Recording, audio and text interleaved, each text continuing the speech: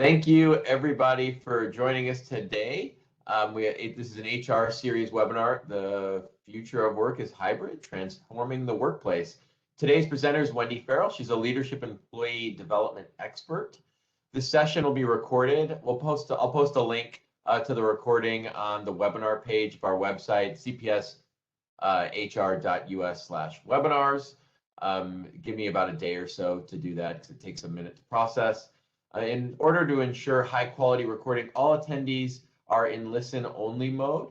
If you have any questions for Wendy, please enter them in the Q&A or the comments. I will moderate those and ask them if I can during the presentation.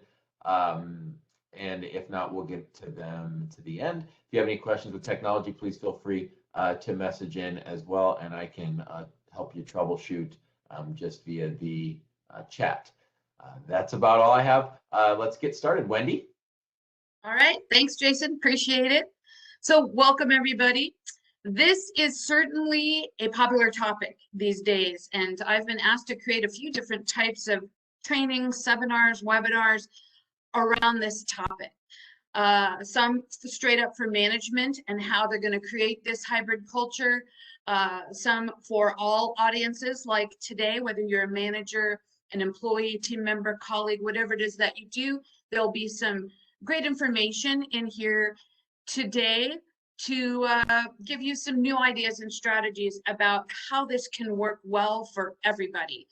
It is the future. The future is some sort of combination, some sort of hybrid of remote work and office work. And we want to have an intentional plan about how we're going to handle this and not just wing it, which is really what we've been doing the last 18 months, is winging it and pivoting and trying to keep up and doing our very best. And I think we've all done a great job. And now I think it's time to make some intentional plans with your team. My whole focus today is going to be about collaboration and including and engaging everyone in this conversation. This is not just something for management to figure out and then tell everybody how it's going to work. It's a wonderful opportunity to engage all stakeholders, all people involved in the workplace, hear all the ideas, and make an intentional plan for how it's going to work best for everyone in the future. All righty, so let's get started. So just move Jason there and Cynthia. Okay, so how do we define this? You know, it's a new concept, really, and there's many different vernaculars to describe it. Blended work culture, hybrid work environment. So my definition of that is some sort of combination of remote work and in-office or field work. Some of your employees or team members don't work in an office, they work out in the field somewhere. That blends the organizational needs with the employee needs. So we're taking everything into consideration. We're not just thinking about what do the employees want and let's give it to them. We are not just thinking about what the organization wants and is designed for, and the employees are just going to have to deal with it. Some sort of combination that blends all of those needs together. And then the overall question that we're going to be thinking about today, and I want you to continue thinking about, is how do we cultivate a sustainable hybrid work culture? We've created some sort of hybrid work culture in the last year and a half. Is it sustainable? Take what's working and take that into your sustainable strategic plan for the future. So that's the question you want to ask yourself. You want to ask your colleagues, your team members. What are your ideas for how this can work effectively for our organization and for our employees? Let's see. So what I've done is focused on 4 strategic ideas to help you in this planning process. Of course, there are many more and many different ways to incorporate new ideas and create this hybrid work world. In an hour today, I chose 4 things to have you focus on it to get you started. At the end of this webinar, I'm going to list some different additional trainings and seminars that CPS, HR, and myself offer that can help you dive deeper on this topic. So we're going to chat first about creating an employee function framework, kind of a term that I made up in thinking about the essential functions of all the employees on your team, what it says on their duty statement, and create a function framework of what types of roles need to be performed in office or in the field, and what type of roles or functions can be performed remotely. I don't want you to think so much about each employee and how the employee is doing and base judgment on that. We want to keep this very fair and consistent so that everybody feels fairly treated and understands the why of which functions need to be in office and which could be remote. I'm a big fan of collaboration. I see quite often these days the word collaboration in organization, mission, and values and strategic goals. And there's many benefits to collaboration, to hearing from everybody, and not just one person or an executive board deciding how things will work in an organization. The more you collaborate, the more you brainstorm, the more you engage people in the conversations, the more they will be engaged and motivated and enthusiastic to continue working for your organization, which is very important. Employees have a lot of options these days, and we want to figure out how we can keep them in our organization and enthusiastic, excited, and engaged and productive.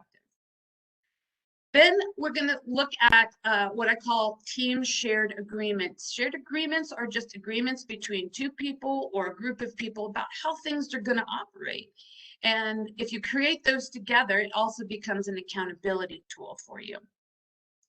And these days, communication needs to be intentional. Gone are the days where we just see everybody at work around the coffee maker or the water cooler, if we even still have water coolers, and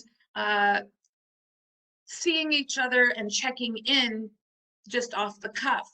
Now it has to be intentional. We have to make some time to communicate with our team members, with our employees, with our supervisors and managers as well. So we want to have an intentional plan about how we're going to communicate in this hybrid world.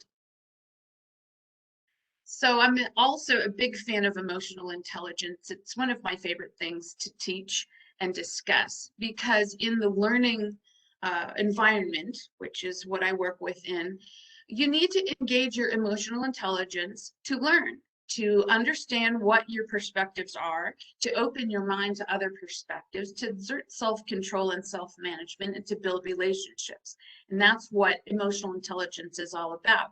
So I've created 4 questions here that relate to each one of the quadrants of emotional intelligence. There are 4 main quadrants. The first one is your ability to self-analyze and become self-aware.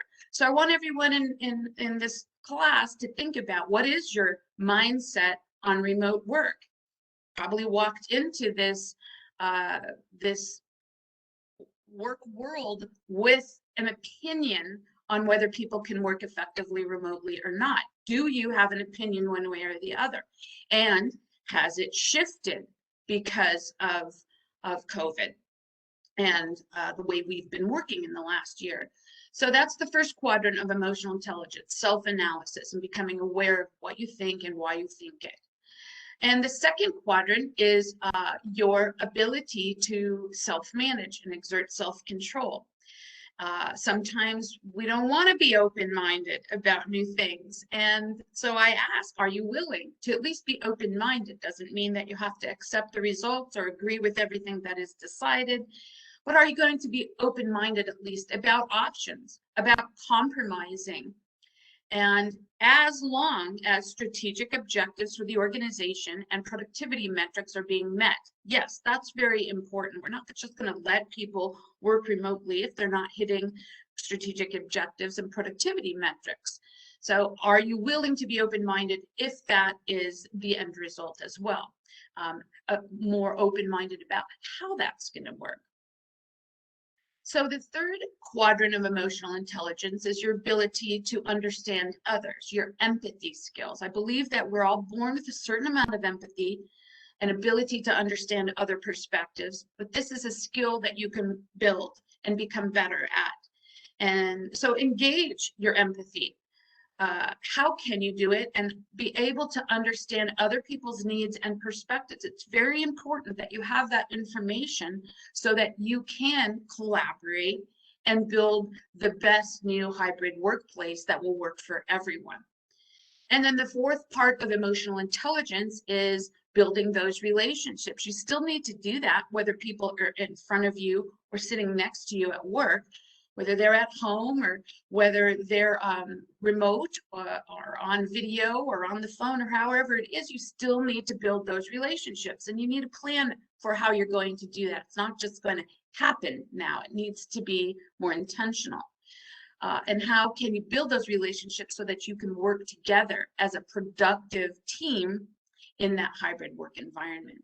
So I ask you to all engage all four quadrants of your emotional intelligence as you think about these slides and this information that I'm presenting to you, and assess where you're at, how you are, where the rest of your team is at, whether you're a manager or whether you're an employee, colleague, team member. I believe that this is everybody's business to create this hybrid work environment. It's not just the job of leadership and management. Everybody should be involved, making suggestions, figuring out how to do it best, be accountable, and do their best in making this new work environment work for everybody. So this is what I mean by a employee function framework. So if you are a manager, this is something you want to be aware of, the duty statements of your employees, the essential functions of each of your employees' jobs, because that's what you want to focus on right now, is those functions and whether those functions and duties could be performed remotely or in a hybrid work environment. Some essential functions of a job are not able to be performed remotely. And you want to separate the employee from the function. If you're not a manager, I still want you to be thinking about this. What are the essential functions of your job, of your colleagues' jobs? Can they be performed remotely? Do they need to be performed in office? So you want to think about decisions, making decisions about which employees can work remotely and which need to be in office or in the field. And those decisions need to be based on objective criteria. If you're a manager, you know how important it is to be objective, to be consistent, to treat all employees fairly. Everyone needs to feel that they were fairly treated. Maybe they didn't get their way or what they wanted, but the process needs to be fair and consistent. So try not to judge employees as this fourth area here that I'll just jump to. If you're a manager, make strategic plan to manage employees fairly and equally, whether they are remote or in office. And be thinking about the objective criteria, the essential functions of the job, and not necessarily how the employee did during the last year. Last year was a bunch of pivoting, and many of employees had it more difficult than others. If you had small children and had to do the whole school and learning thing, that was a whole nother hurdle some of us had that some of us didn't. So it might have taken longer to become productive in this new work environment. So you want to consider how successful each employee was in meeting productivity metrics, but don't solely base decisions on their performance last year, because we were all swimming in a sea of unknowns. And keep your mindset on this function framework based on the functions to start out with. And then you can look at different aspects of the performance. Who is enjoying it? Who is not enjoying it? I have two sons that had to work remote. My oldest son had to move back from North Carolina. And I'll tell quickly this story about his boss, CEO and president of the company, hired Adam to be director of finance. And he said, I'm an in-office kind of person. You need to move to North Carolina. So Adam moved to North Carolina, and within a month or two, COVID hit and all the offices shut down. So then he was working remotely in this little tiny apartment in North Carolina and missing all of his friends and family in Arizona. So his boss said, you can go back to Arizona and work remotely there. So this is very hard for Richard, his boss, who said, I am an in-person. We all come to the office. I need to see everybody here. I need to see when you're going to be arriving and what you're doing. And if it wasn't for COVID, I don't think Richard ever would have become aware that some of his employees can work very effectively. Adam moved back here. He was in his old bedroom here in the house, and he wakes up at 5 o'clock every morning and is ready and doing a great job. Richard has even said, you're doing a great job. And he said, you can stay in Arizona and base there. If it wasn't for COVID, I don't think his eyes ever would have been opened. Adam also says there are employees that aren't doing well in this remote environment, and Richard feels that they would benefit by being in the office and being around him and him being able to mentor them and work and coach with them in a face-to-face type of situation. So there's a lot to consider here, and who is doing well and which functions can and cannot be performed. So lots of things to think about. So when you are creating your employee function framework, and this is something employees can do as well as managers, I highly suggest you do it as a team. We'll get into a little bit here. This is the route that you will take. So start by listing the roles and functions of the team members, who does what. This can be pulled off the duty statement, the essential functions of the job. And then make sure that you have created clear definitions of the job objectives and the expectations of those jobs. I do find that most managers, many managers and many employees do not have a clear understanding of the organization's expectations, of their boss's expectations. And I feel that it's hard to live up to expectations if you're not clear about what they are. And the more clear you can be about them, the more likely everyone will live up to those expectations. So you want to create clear definitions of what those are. They might be muddled now because of what's happened over the last year. Maybe some of the duty statements even need to be refined and take a look at those. So make sure you're pulling those documents out. They're very important for this type of work. Then think about which roles and functions must be performed on site or in the field. And the important question I want you to ask yourself is why? It's because you're like Richard and you just like people to be in the office and that's how you've worked all your life? Or is there other reasons that those roles and functions must be performed on site or in the field? And some do. If you're working for Caltrans and you're out in the field and digging holes and laying pipe and fixing things on the roads and bridges, that is not something that can be done remotely. Maybe managing those members could be done remotely.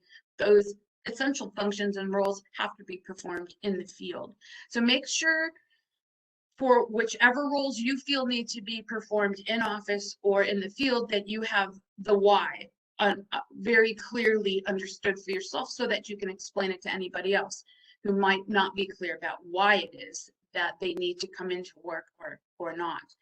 And then which roles or functions could be performed remotely and why are those able to be performed remotely? And then which roles can be hybrid? And remember, you're thinking about the roles and the functions and the duties and not so much the employee. So try to push the employee out of your head for this particular part of the planning and create this function framework and understand about the roles first. And then we can look at employees' needs, employees' productivity, and all of those other aspects that are going to come into the decision-making process. All right, so the next thing I suggest that you look at doing is conduct a collaborative team brainstorming session. This can be done, it depends on where you're at and where your organization is at. It could be done in office if you're ready to come back to office. It can be done in a hybrid mode where some people are in the office and some people are Zooming in or WebExing in or whatever your preferred mode is these days. And conduct a collaborative team brainstorming session. So what does this do when you engage everyone in a conversation? First of all, it engages them. I get asked all the time, Wendy, how do I motivate my team? How do I engage my team? And the answer to me is very simple. You engage them. You ask questions. You involve them in discussions. You just don't make decisions and tell them what to do. You involve them in the decision-making process or the idea-generating process. That's what, to me, engagement means. And also, very important these days, are inclusion initiatives. How do we make people feel included in the workplace? And that doesn't just have to do with culture and race and male, female, those types of things. It's also about feeling included in the decision-making process, in the planning processes. And the more you include people and the more you engage them in those conversations, the more you have buy-in. And we all know how important buy-in is. People are more bought into what they create. So if they were part of that process, even if they didn't get their particular way, they were asked their opinion, their advice, their thoughts, and they contributed. So they're more likely to be bought in, which makes it much easier for you as a team member or as a manager to get them to do what we need them to do. If you don't have buy-in, if you just make the decisions at the top and tell everybody what to do, more likely going to be like, nobody asked me. They don't know what it's really like out here. And I didn't get to give any input. So I'm not really bought into this. And I'm going to maybe stick my feet in the ground and not move forward. And that could be a conscious decision. It could also be an unconscious decision. So the more that you include and engage people in the conversation, the more likely you're going to have their buy-in, and that makes everything quite a bit easier. It also generates more ideas and solutions. I feel like sometimes management is thinking, I got to figure out how to do this. I alone have to figure out what my team should do. And that's not the case. You don't have all the answers. You don't have every idea or solution in your own mind. You only have your perspective. So the more you ask for additional ideas, for additional solutions, even if it's a really ridiculous or silly idea, there might be some kernel of good idea in there that you can build upon as a team. So you get more ideas and broader perspectives, and then you just don't have your singular perspective. You have a much broader perspective that includes everyone else's perspectives, and that's very enlightening. It sheds light on assumptions that we are all making about this situation. Be aware, we all make assumptions pretty much every minute of every day. And assumptions are something our brain does when we don't have all the information, which has pretty much been how it's been the last 18 months for sure. So check your assumptions and understand what kind of other assumptions people are making. I teach a lot of communication and conflict management skill sets, and much of our conflict and challenges with other people are based in misperceptions, misunderstandings, and assumptions that we've made that are erroneous. So when you have a collaborative discussion, it sheds light on where people are making those assumptions and what kind of perspectives and misperspectives or misperceptions that they have, which is a great time to clear that up, make sure everybody is on the same page. I also teach quite a lot of stress management and wellness in the workplace, and I've been passionate about it for quite a long time. Back when I was getting my educational degrees, they were on workplace wellness, and something that COVID has really shined a light on is workplace wellness, work-life balance, and reducing anxiety and stress in our mental health, our mind fitness, if you will. We have a lot of fears coming back to work. Some of us do, some of us don't. All of us have at least some sort of underlying concerns. And they could be from different extremes for sure. There's ambiguity, and when there's ambiguity and we don't know what's going on, that creates anxiety and stress. So the more we discuss, the more everyone hears everyone's different thoughts, concerns, ideas, solutions, the less ambiguity there is, the less fear, and therefore less stress and anxiety. And stress and anxiety are the core to our health and wellness. And the more you can create a work environment that has less of that, the healthier your employees are going to be. It does all start there. It starts up in our minds. And yes, you can eat healthier and you can be more physically active, but our mind fitness is really where it starts. And this is a really important aspect to creating that for your team and for your employees and their families who are now involved in their work life. All right, so when I thought I would put together some ideas for you, what I mean by collaborative discussions, what types of discussion points might you throw out there? And I, as you can see, love to ask questions. I call them generative questions. A generative question is a question based in curiosity. It's a question you don't know the answer to. And it is designed to help people think, to help generate dialogue, open discussion, back and forth, and share ideas. So generative questions don't have a yes or no answer. They are really put out there to generate thoughts and ideas and conversations. So you can start with kind of the larger picture, our aspirations. What do we want now? What do we have an opportunity to create a brave new world here? And what do we want that to look like? What is our ideal future workplace? Wouldn't you like to know how each of your employees or each of your team members or your boss would answer that question? What does it look like? It will illuminate our differences and our similarities. So what does it look like? What are we achieving in our ideal future workplace? I always think it's important to relate back to your organization's mission, values, and strategic goals. And there's never been a better time to do that. So pull those out and fashion a question around it for your team. How can we create a culture that exemplifies the mission, values, and strategic goals of the organization? They really do you no good unless your team, your organization is embodying those mission, vision, and values and goals. What can we do? What behavior indicators? How can we exemplify that we are living it? And how can the new hybrid work culture exemplify what we stand for as an organization?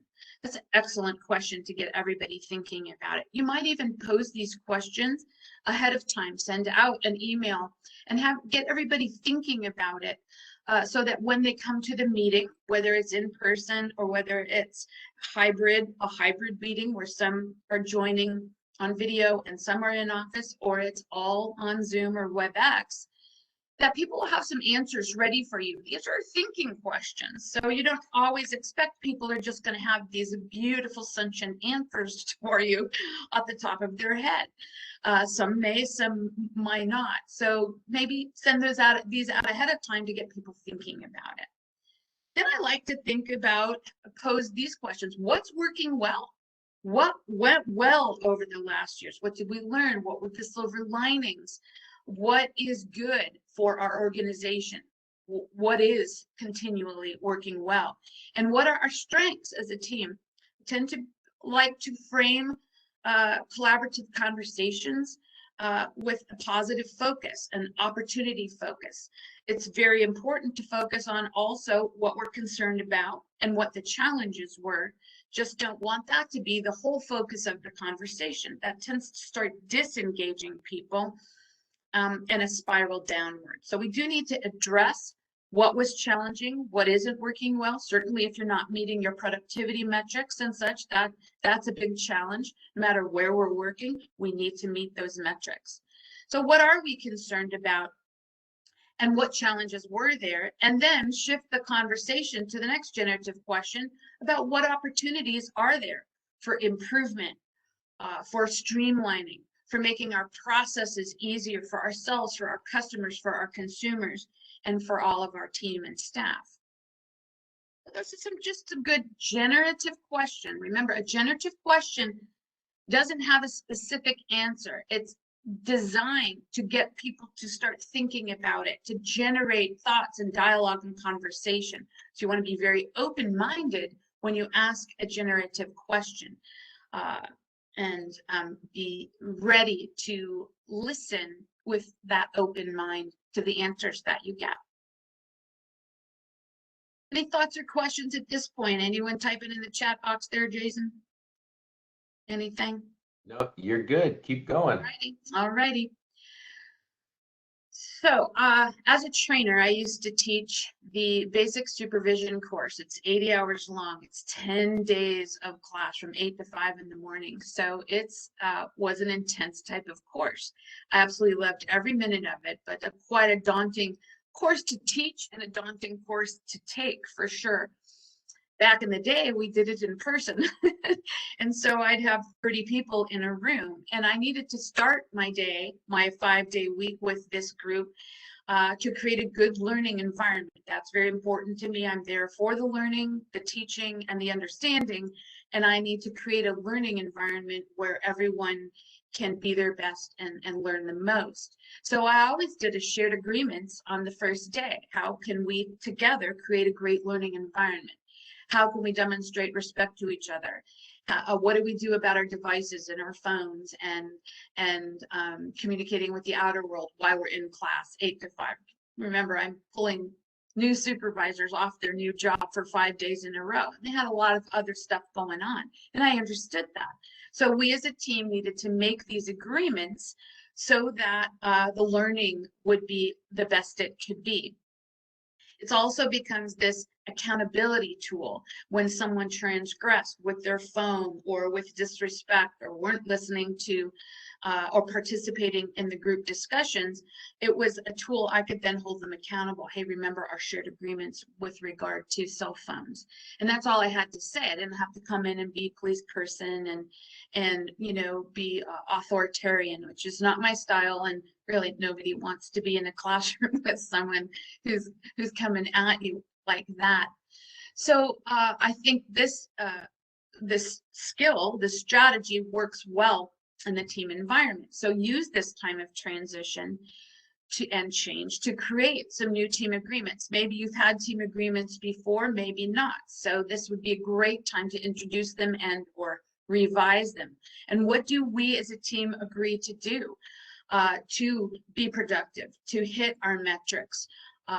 These types of discussion helps to get everyone on the same page about how things are going to work in the new hybrid workplace. You might not know how it's all going to work, and people might be wondering how this is going to play out, how they're going to be evaluated, how their performance is going to be evaluated. If you're remote and some of your colleagues are going into the office, are they getting is that a benefit to them or not a benefit to them? Do you feel like you're missing out? Some people don't like working at home. Some people really love working at home. And these are important things to think about, who enjoys it and who's productive at it. This also empowers people by giving them some control. This wasn't just a decision that leadership made and told everybody how it's going to be. That doesn't really create empowerment. It doesn't really give people control. People are just being told what they're going to do, how they're going to do it, where they're going to do it, and when they're going to do it. And some of you who are managers might feel like, look, that's my job. I do need to figure out everything and tell people what to do. That's part of your job. And I think the best leaders and the best managers listen to everyone around them and create a work environment that includes and engages all different mindsets and thought processes. And at least if you are unable to provide the work environment that a particular employee of yours wants, that at least we've had this discussion and they understand the why, and they are more willing to abide by the team agreements because you've empowered them by giving them some control, at least over the process and how we came to those decisions. So again, it creates buy-in because they've participated in the process, and accountability. Like I said earlier, for my learning environments, when someone transgressed one of the agreements that we as a team made, it's much easier for me to hold people accountable. And accountability is an interesting thing. I think some people are just accountable. They do what they say they're going to do, and follow through on things that they said that they would.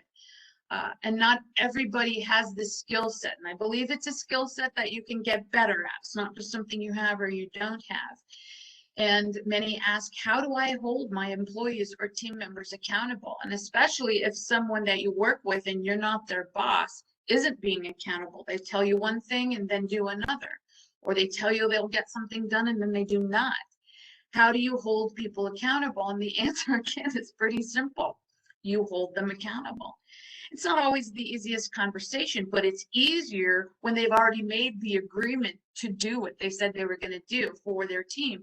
Then you can say something like, hey, can you tell me why you're unable to live up to the agreement that you made in our team agreements, or in our shared communications?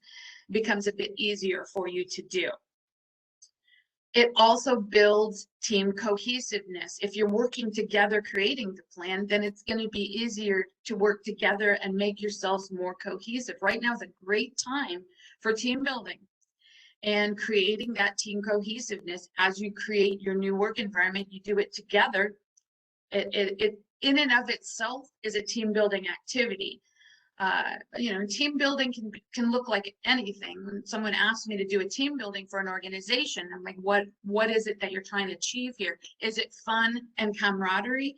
Then yeah, maybe we do an off-site event, and some exercises and stuff.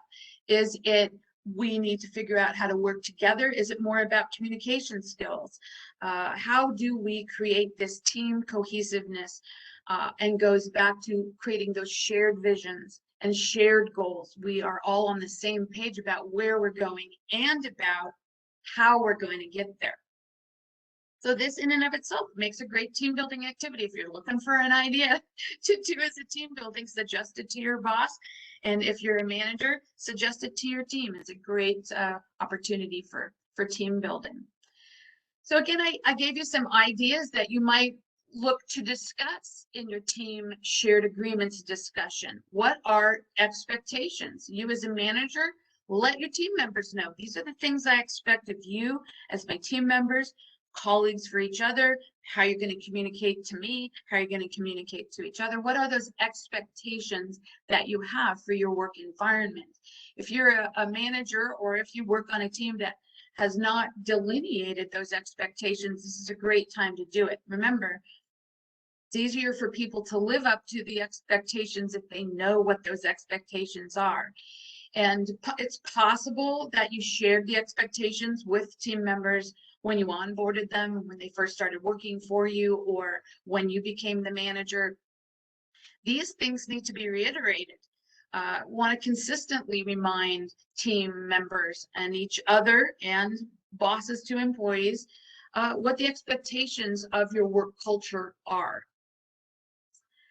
You can also discuss meetings. Meetings are a large challenge. I have a whole 8-hour course on meetings, and they're in-person meetings and virtual meetings, and how can we make them more effective? I've not met a person anywhere, any place, that does not feel that they are subjected to too many meetings and too many ineffective meetings where the goals of the meeting weren't delineated and were achieved.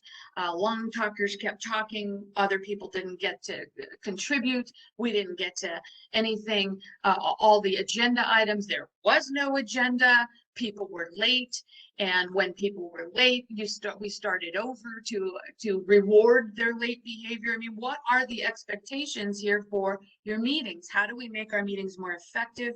How do we reduce the amount of meetings that we have? What can each team member do to make those meetings more effective?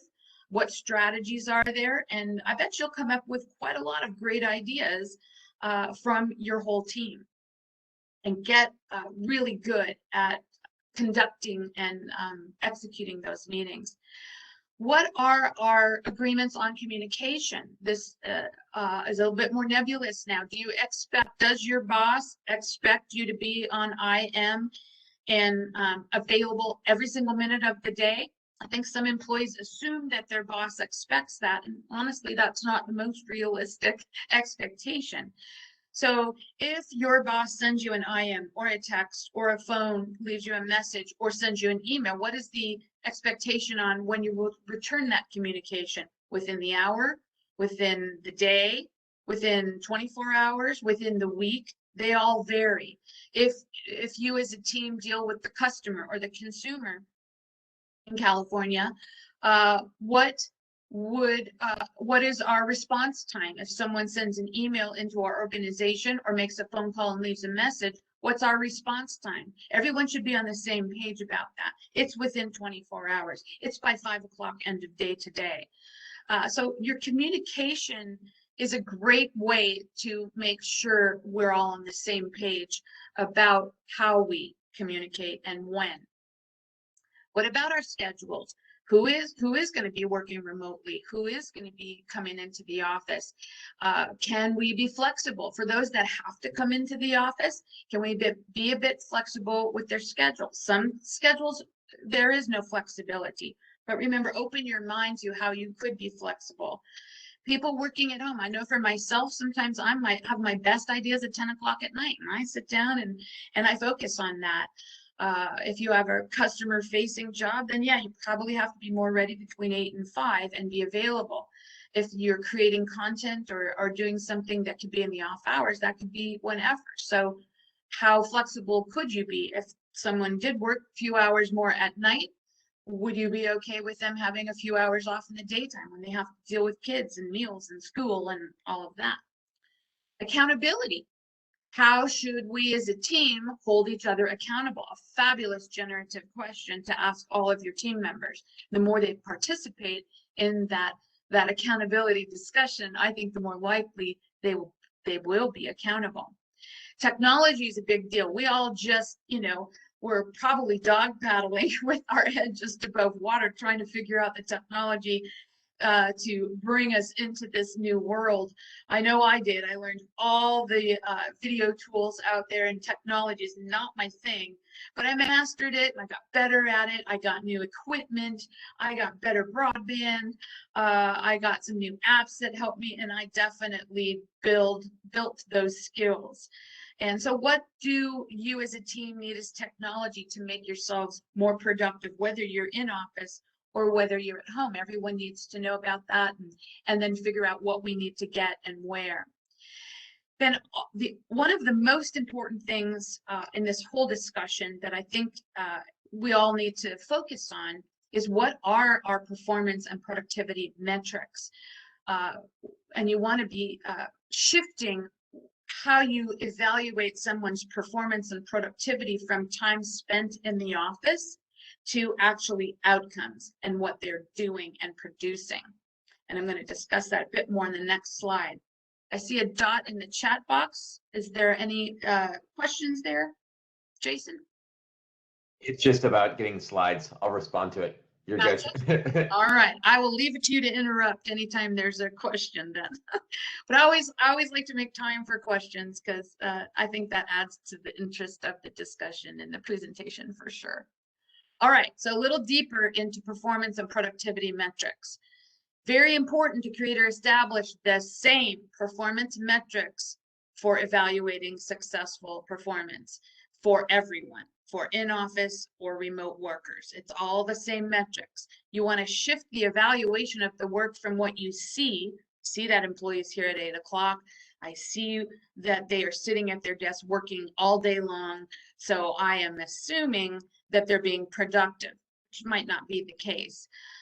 And you want to shift that to much more objective evaluation of those metrics and look at what they produce and what the outcome is. So that's another great question. And you as a manager, supervisor, if you are, you don't have to figure that all out yourself. You have HR people who can help you figure out how to determine metrics and productivity, and it's different for every organization how you measure how productive your employees are being or how productive your unit is being. What metrics should we use? And hear from all of your team members as well. How do you think you should be measured? What do you produce, and how will I, as your manager and your team members, know that you are being effective and productive? Then another good question to continually ask yourself and others, how can we fairly evaluate remote and on-site employees? I know from years of teaching management training that fairly and consistently managing all your employees is very important to your credibility and your ability as a manager. And that goes for the hybrid work environment as well. How can we fairly and consistently evaluate all of our employees wherever it is they're working, whether I see them or whether I don't? And then the fourth component that I think is important to consider is, how are we going to connect with people? How are we going to engage and communicate? Whereas before we just communicated on site kind of by the seat of our pants. We saw someone, hey, how's it going on that project? And hey, what's going on with here? And hey, did you finish that up?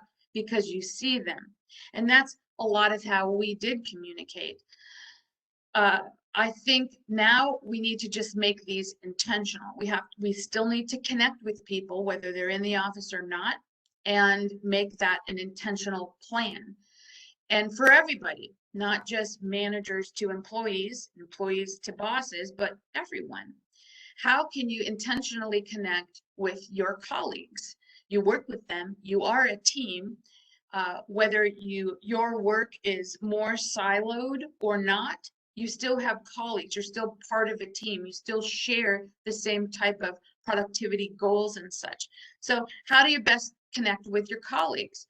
How can you best connect as a team and have those team meetings where we are sharing information, or whether we are generating ideas, or whether we are problem solving and analyzing situations and coming up with solutions. I am a big fan of employee manager one-on-ones. If you are a manager, and you have not been doing one-on-ones with each employee in the past, this is the best time to get started on that. The best management practice, in my opinion, to get done what you need to get done. As a manager, you need to manage the performance of your employees. You also need to manage the development of your employees. And a lot of managers say to me, oh, I talk to my employees all day long. I don't need to have a one-on-one with them.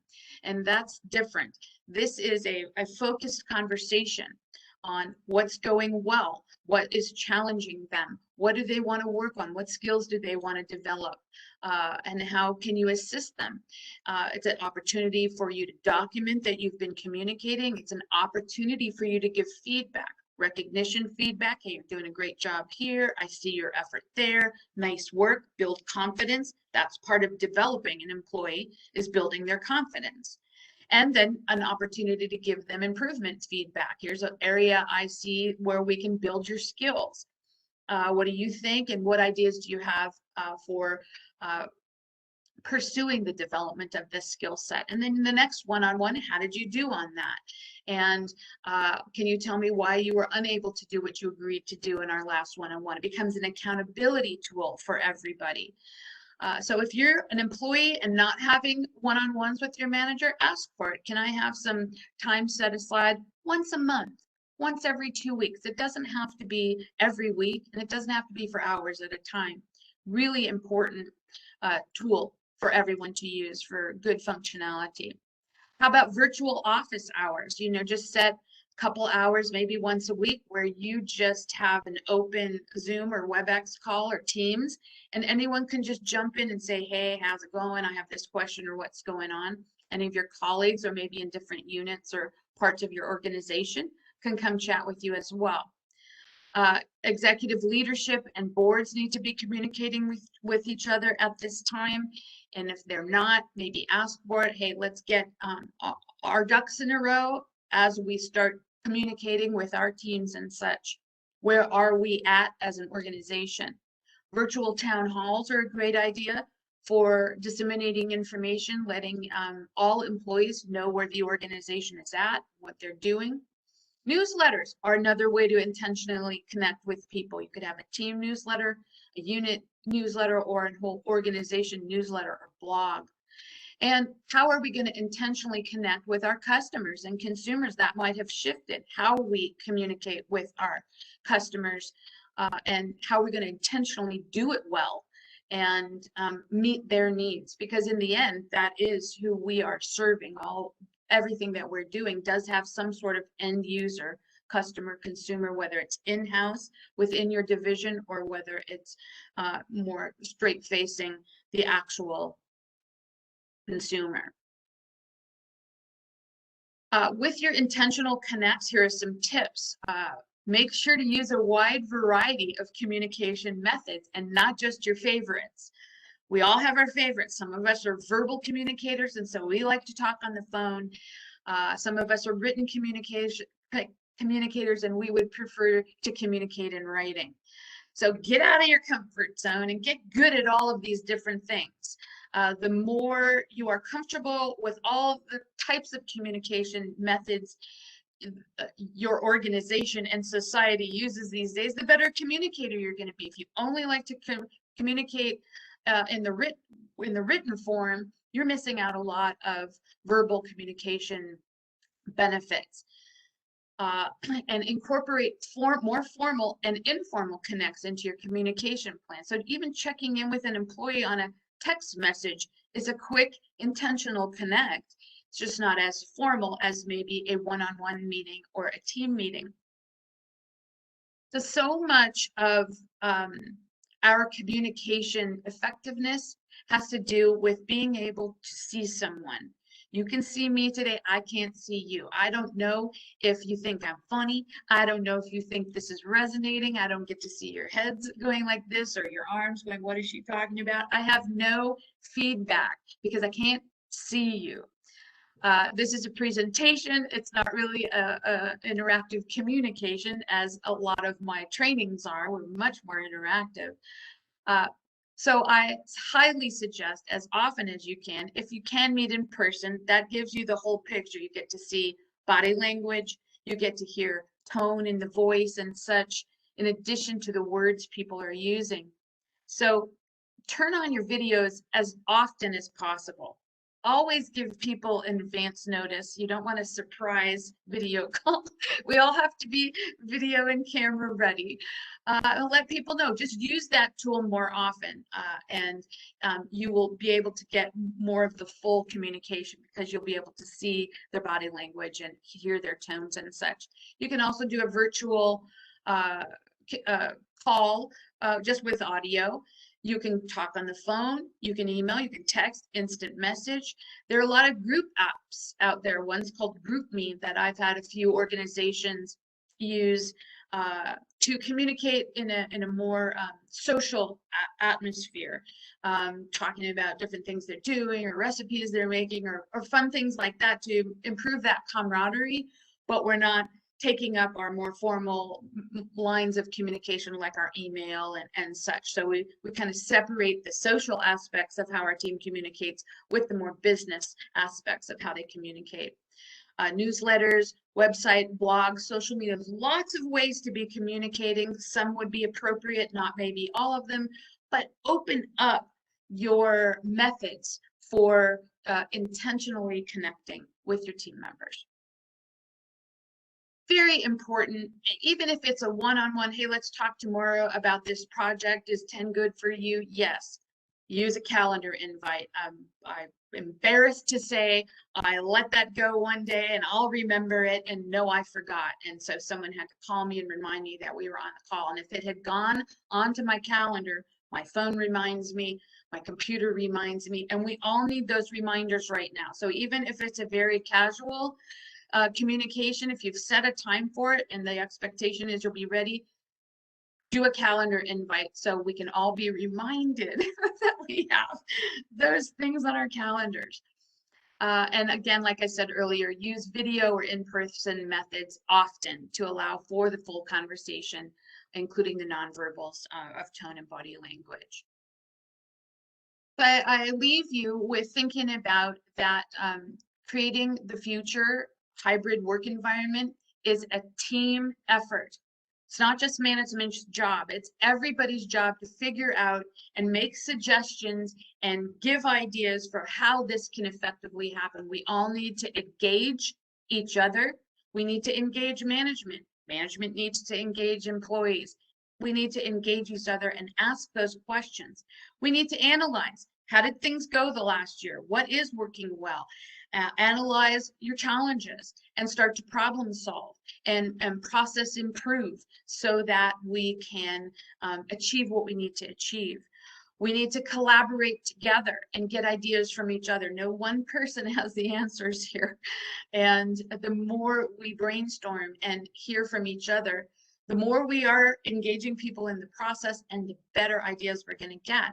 And then it is an opportunity here to create the new work environment together so that we can create a positive, productive workplace culture. That is the end goal. Whether we're in COVID or coming out of a pandemic or not, you always did want a positive, productive workplace culture.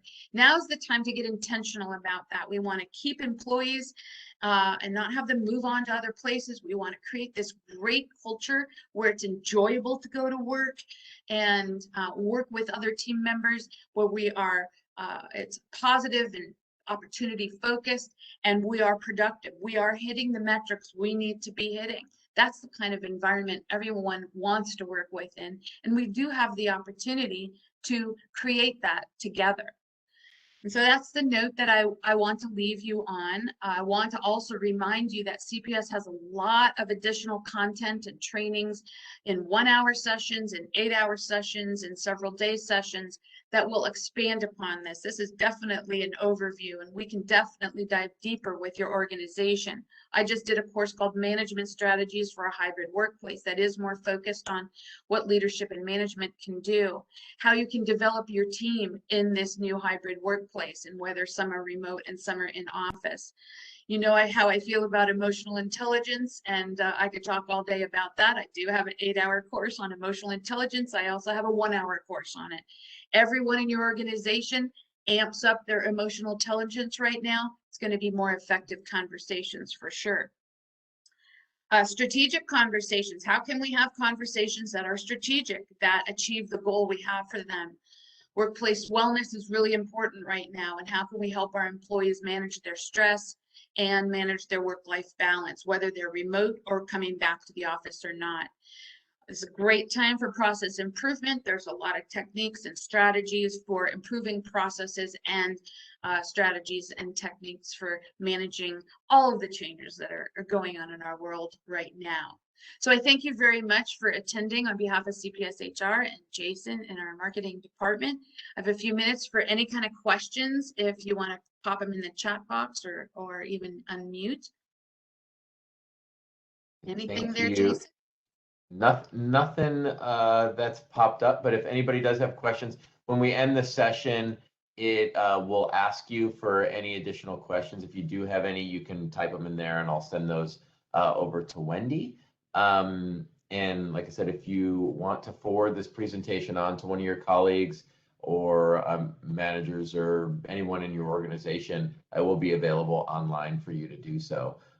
So I wanted to thank you very much, Wendy, for the presentation and the wealth of information you've given us today on this lovely Wednesday afternoon. And thank everyone for attending today's webinar. Great. Thanks, everybody. Have a great day. Take care.